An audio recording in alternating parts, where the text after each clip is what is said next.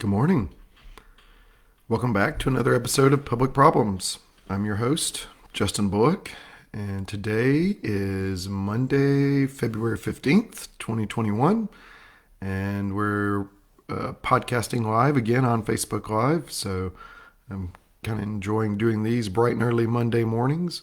So we're going to continue to do these every Monday morning. And thanks to those of you who are joining us live this morning on Facebook and or watching this video and or listening to the audio. So thank you for following along. Well, I have a couple updates for you today, and we'll do a little bit of a recap of last week's segment. So we're all kind of caught up on where the conversation is. And then today I'm going to do something a little different than the last week. Instead of going through some literature, I'm going to give you a brief lecture, I guess is the best way to describe it, and getting you to think about one of the major public problems that, as I've been doing my own research, that I've settled on as something that's really important. And so I'm going to use Godzilla to help make this point. I was watching Godzilla in preparation for a Rabid Weasel podcast, which is another podcast I participate in with my brother Jared and my wife Mia. And in watching that and going back through the early Godzilla movie, I noticed a lot of parallels there that are going to help me make my points this morning. So we're going to use Godzilla to help us understand existential risk and the value alignment problem. So wish us luck on that.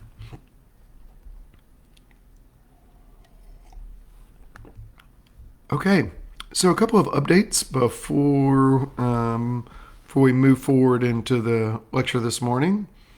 First one is thanks to those of you who are continuing to support the podcast on Patreon. Today we had a Zoom set up for the first live recording on Zoom for supporters. And on February 25th, which is a Thursday, we're going to have an Ask Me Anything session with me on Zoom. So if you are a Patreon supporter, you will have received messages about those events.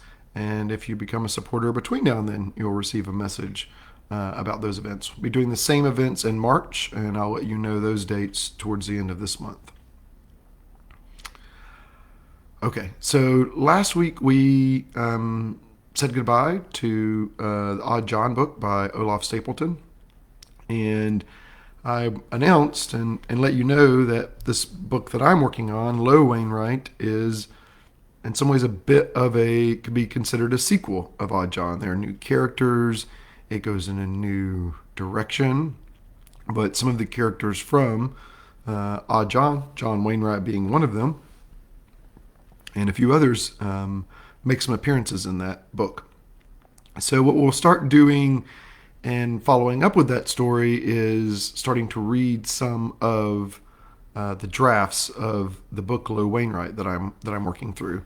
It'll be published in early July, but on our journey to early July, July 1, I'm going to read large parts of the book to you. So if you haven't gotten the chance to read Odd John and you enjoyed the bits of it that I shared with you, you might consider buying it on Amazon or listening to it on Audible. Okay.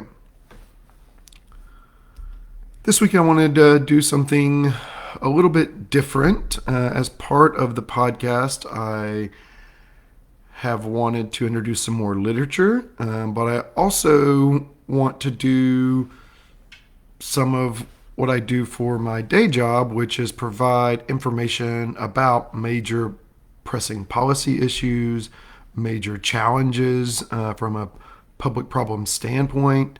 And we've done some of this throughout the audio podcast. You can go back to some of the early episodes, and I lay out some frameworks for you about how I think about public problems. But what I'd like to do moving forward is focus on a couple of specific ones that I want to give you as the viewer, you as the listener, a little bit more details on and a little bit more information from what I've been studying in the academic audience and make it and share it with you. So the first thing that I want to talk through with you is this idea of the value alignment problem. And this is going to be something that we'll spend a couple of different lectures like this on. But to get to that, I realize that you need a lot of other language that will help you understand why we're going to focus in on the value alignment problem as one of the specific major public problems. And we're going to build on some work that's out there. In particular, you should check out Toby Ord's The Precipice and Nick Bostrom's Superintelligence and Max Tegmark's Life 3.0. They all highlight in a kind of a popular press kind of way the challenges of the value alignment problem. So again, let's back away from that just a little bit, and I want to throw a couple of concepts at you that will help put this idea of the value alignment problem in perspective. All right?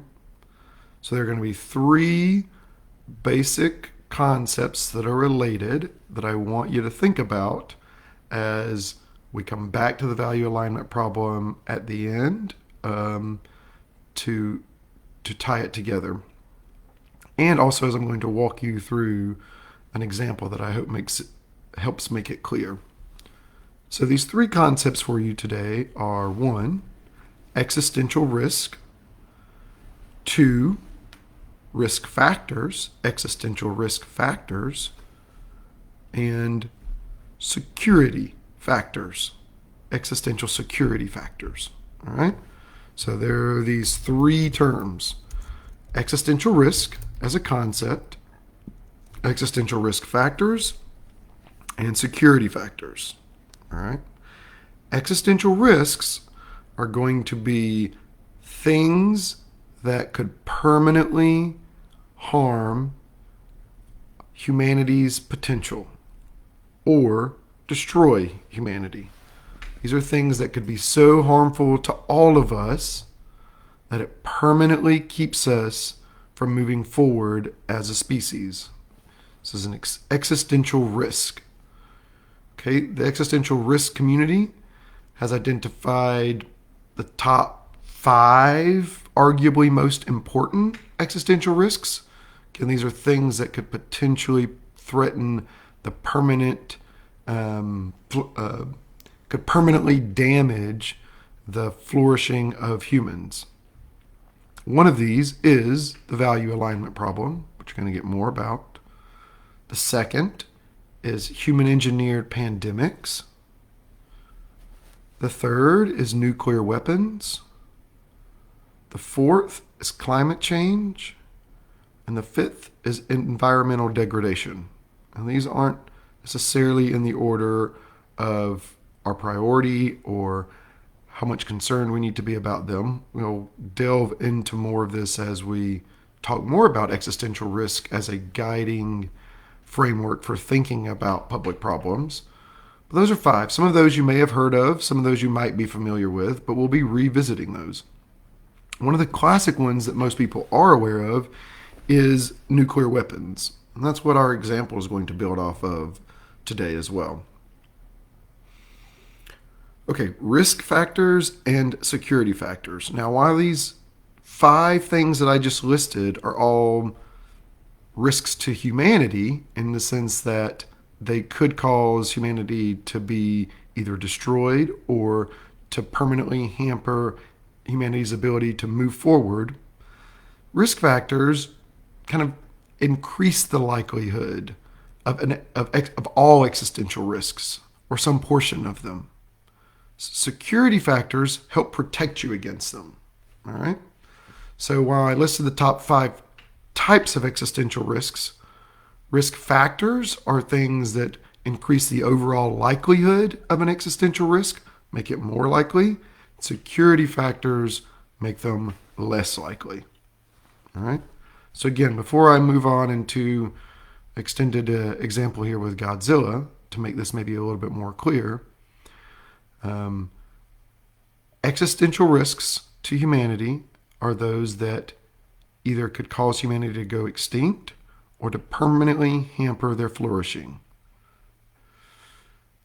5 potential really concerning existential risks are the value alignment problem, pandemics, particularly those human engineered, nuclear weapons, climate change, and environmental degradation.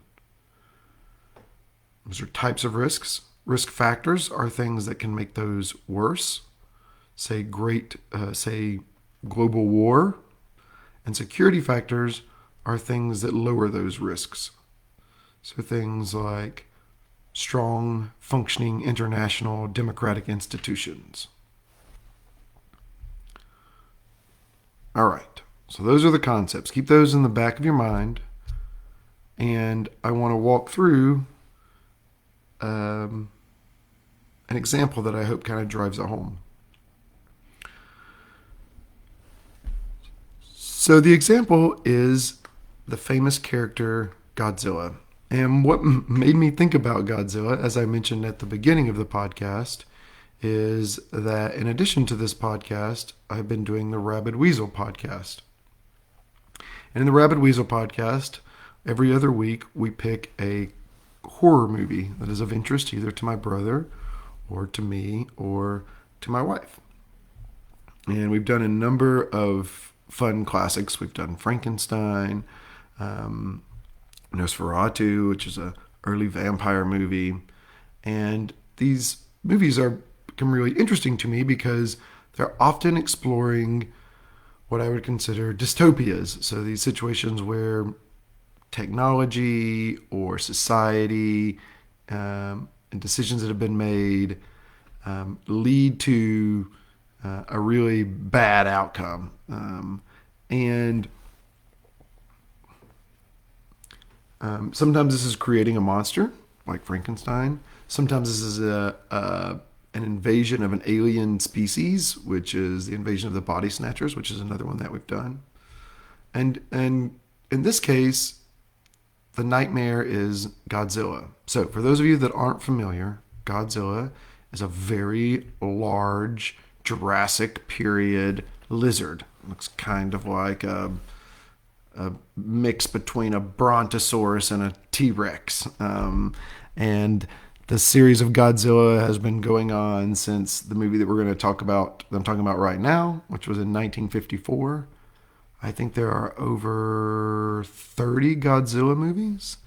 And Godzilla takes a lot of different forms and a lot of different storylines for Godzilla. But I want to go to the original one today, which was a black and white movie. It's a Japanese film, and it was made in 1954. And if you haven't seen this movie, basically what happens is a couple of ships start sinking in the waters near Japan, and it turns out that there's this giant 165-foot monster called Godzilla. And he is sinking ships, and eventually he comes ashore and stomps around in the city, blowing his nuclear breath all over Tokyo and burns it. And throughout the movie, we learn that Godzilla has been brought to life as a consequence of nuclear testing, of the H-bomb testing. And Godzilla comes, and there are all these just dark scenes of fire in the background, Godzilla stomping around, killing people. And as part of this, one of the scientists in the movie has created something called, spoiler alert, the oxygen destroyer. And this is the new technology that could potentially be used to destroy Godzilla. And there's this ethical dilemma that plays out where the scientist is trying to decide whether or not it's worth it to bring in a new technology into the world that, yes, it could kill Godzilla, but in the wrong hands could destroy oxygen for everyone and kill anyone. And there's this back and forth about whether or not it's a good idea to use this technology to destroy Godzilla. And again, spoiler alert, the technology is used to kill Godzilla. The scientist burns all his papers and allows himself to be killed as part of trying to kill Godzilla. So there's a lot of commentary out about this movie, but if you ever watch it, which I encourage you to do, the point of the movie is pretty clear. Godzilla is symbolizing nuclear testing, and in particular, potentially American testing of H-bombs. And the thing that struck me as I was watching this was a couple of things. One, this problem of Godzilla was human-made. So Godzilla we're told that Godzilla is either kind of as his own undersea habitat and has been likely destroyed by H-bomb testing. And the H-bomb testing has made him radioactive. So this is a human-made problem. And the other piece of this is this was only made about 9 years after the firebombing of Tokyo by the Americans. And what I thought was really interesting about having Godzilla throw fire flames into the city was how vivid this must have been for the audience at the time, just in the wake of these fire bombings. The other thing that you notice in this movie is that you can really make Godzilla angry by flashing lights at him or shooting things at him. This draws Godzilla's attention, and he comes at the people in the movie and knocks them over or kills them. And the better way to get Godzilla to go away is to kind of leave him alone. Or also to use this oxygen destroyer, which is this new kind of technology that the scientists have created. Okay, so let me tie this back to our existential risk and risk factors and security factors. So I want you to think of Godzilla as an existential risk to the people of Japan in the case of this movie. And Godzilla shows up with some probability. We don't really know why, but we have done something that has brought him to life, and he has the potential to destroy the entire island. That's what's kind of made clear in the movie. So Godzilla, in this case, is an existential risk to the island of Japan and the city of Tokyo. That makes him an existential risk. You can think of the risk factors of making Godzilla's damage worse. These risk factors of shining lights at him or H-bomb testing. There was H-bomb testing. It brought Godzilla to life, brought him out of his habitat. Those are risk factors. Whereas security factors would be things that you could do to discourage the likelihood that Godzilla would return, that he would continue to be a threat. And the way that that's handled in the movie is through the creation of a new technology that destroys Godzilla's oxygen underwater and kills him. This was in 1954. Clearly commentary on nuclear weapons and hydrogen bomb testing, which is one of also the existential risks still for humanity, even from 1954. Although there have not been major bombings since World War II, nuclear weapons remain with us and have the capacity to cause great harm to the entire world. Another example that we're living through today is a pandemic. There's still questions about where the pandemic came from, whether it was human engineered, whether it was natural. But we're seeing now how something like a pandemic can spread across the world and be potentially an existential risk for all of humanity. We also have watched in real time how some things make it worse. There's some risk factors with how likely a pandemic is and what the consequences are from it. And there are some security factors, some things that make its damage less likely and less harmful. Now, what does all of this have to do with the value alignment problem? What is the value alignment problem? Okay. So the value alignment problem is this idea by computer scientists and artificial intelligence researchers and philosophers that as AI tools become more and more powerful, as they're able to do more and more things more quickly, more successfully, that eventually they'll be able to do all the types of tasks that we can do and do them better. All right? And so if we can create technological tools that can do things better than us, then we need to make sure that those tools have the same values as we do, that their interests are aligned with ours. Okay? This same challenge comes up in government.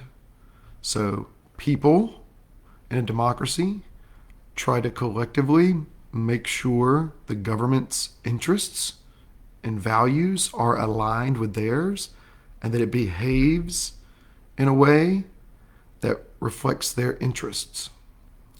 And that way, there's a value alignment problem there as well between how people align the government's behavior with their preferences. But when we're talking about the value alignment problem as a major existential risk to humanity, what we're talking about is the ability of ever increasingly smart technological tools, machine learning tools,